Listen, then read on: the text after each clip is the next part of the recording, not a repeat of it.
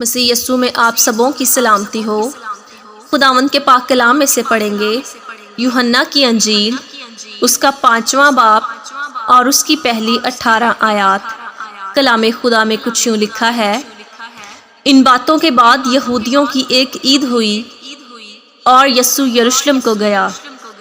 یروشلم میں بھیڑ دروازہ کے پاس ایک حوض ہے جو عبرانی میں بیت حسدہ کہلاتا ہے، اور اس کے 5 برآمدے ہیں۔ ان میں بہت سے بیمار اور اندھے اور لنگڑے اور بس مردہ لوگ جو پانی کے ہلنے کے منتظر ہو کر پڑے تھے، کیونکہ وقت پر خداوند کا فرشتہ حوض پر اتر کر پانی ہلایا کرتا تھا۔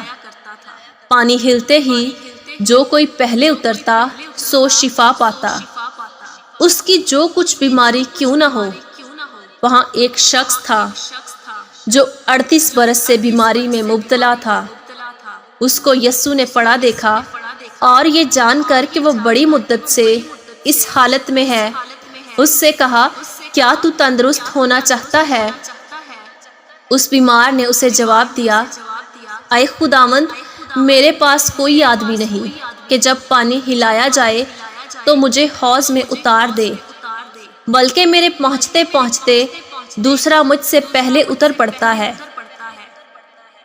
یسوع نے اس سے کہا، اٹھ اور اپنی چارپائی اٹھا کر چل پھر۔ وہ شخص فوراً تندرست ہو گیا اور اپنی چارپائی اٹھا کر چلنے پھرنے لگا۔ وہ دن سبت کا تھا، پس یہودی اس سے جس نے شفا پائی تھی کہنے لگے کہ آج سبت کا دن ہے، تجھے چارپائی اٹھانا روا نہیں۔ اس نے انہیں جواب دیا، جس نے مجھے تندرست کیا اسی نے مجھے فرمایا کہ اپنی چارپائی اٹھا کر چل پھر۔ انہوں نے اس سے پوچھا کہ وہ کون شخص ہے جس نے تجھ سے کہا چارپائی اٹھا کر چل پھر؟ لیکن جو شفا پا گیا تھا وہ نہ جانتا تھا کہ کون ہے، کیونکہ بھیڑ کے سبب سے یسوع وہاں سے ٹل گیا تھا۔ ان باتوں کے بعد وہ یسوع کو ہیکل میں ملا۔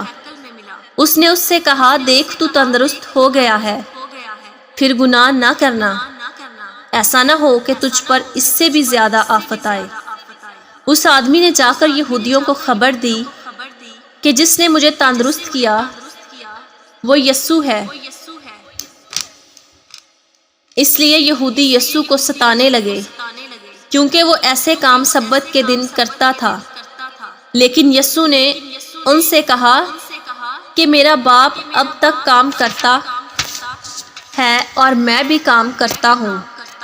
اس سبب سے یہودی اور بھی زیادہ اسے قتل کرنے کی کوشش کرنے لگے کہ وہ نہ فقط سبت کا حکم توڑتا بلکہ خدا کو خاص اپنا باپ کہہ کر اپنے آپ کو خدا کے برابر بناتا ہے۔ خداوند کے پاک کلام کا پڑھا اور سنا جانا ہم سبوں کے لیے باعث برکت ہو، آمین۔